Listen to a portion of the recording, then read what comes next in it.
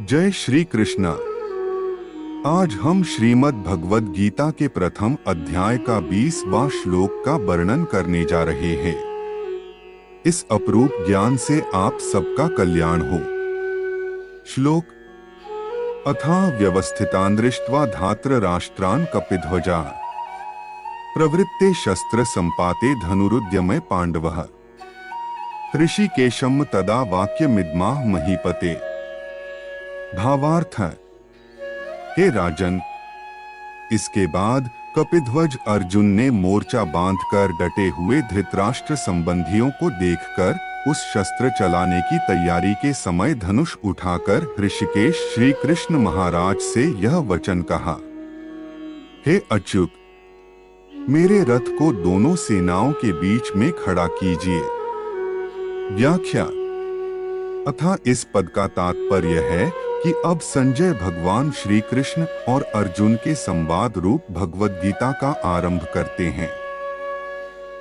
18वें अध्याय के 74वें श्लोक में आए इति पद से यह संवाद समाप्त होता है। ऐसे ही भगवद गीता के उपदेश का आरंभ उसके दूसरे अध्याय के 11वें श्लोक से होता है और 18वें अध्याय के 66वें श्लोक में यह उपदेश समाप्त होता है। प्रवृत्ते शस्त्र संपाते। यद्यपि पितामह भीष्म ने युद्धारंभ की घोषणा के लिए शंख नहीं बजाया था, प्रत्युत केवल दुर्योधन को प्रसन्न करने के लिए ही शंख बजाया था, तथापि कौरव और पांडव सेना ने उसको युद्धारंभ की घोषणा ही मान लिया और अपने अपने अस्त्र शस्त्र हाथ में उठाकर तैयार हो गए। इस तरह सेना को शस्त्र उठाए देखकर वीरता में भरकर अर्जुन ने भी अपना गांडीव धनुष हाथ में उठा लिया।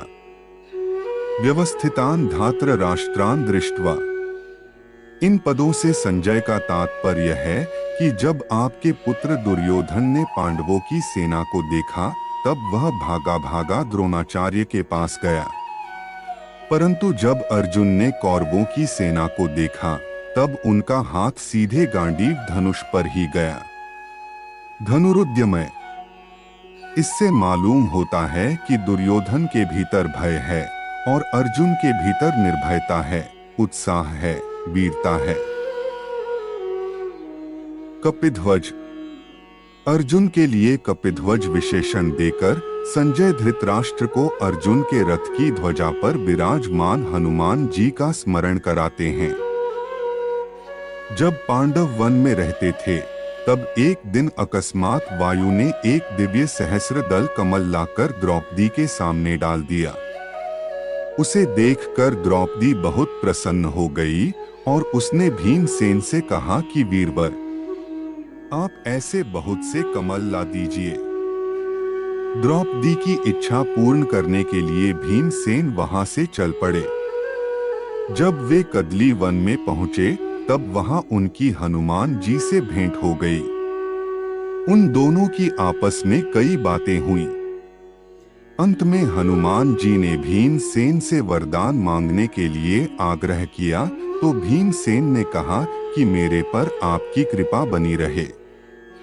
इस पर हनुमान जी ने कहा कि हे वायुपुत्र, जिस समय तुम बाण और शक्ति के आघात से व्याकुल शत्रुओं की सेना में घुसकर सिंहनाद करोगे, उस समय मैं अपनी गर्जना से उस सिंहनाद को और बढ़ा दूंगा। इसके सिवाय अर्जुन के रथ की ध्वजा पर बैठकर मैं ऐसी भयंकर गर्जना किया करूंगा जो शत्रुओं के प्राणों को हरने वाली होगी, जिससे तुम लोग अपने शत्रुओं को सुगमता से मार सकोगे। इस प्रकार जिनके रथ की ध्वजा पर हनुमान जी विराजमान हैं, उनकी विजय निश्चित है। पांडव। धृतराष्ट्र ने अपने प्रश्न में पांडवाः पद का प्रयोग किया था, अतः धृतराष्ट्र को बार बार पांडवों की याद दिलाने के लिए संजय पांडव शब्द का प्रयोग करते हैं। ऋषिकेशम तदा वाक्यमिद्माह महीपते।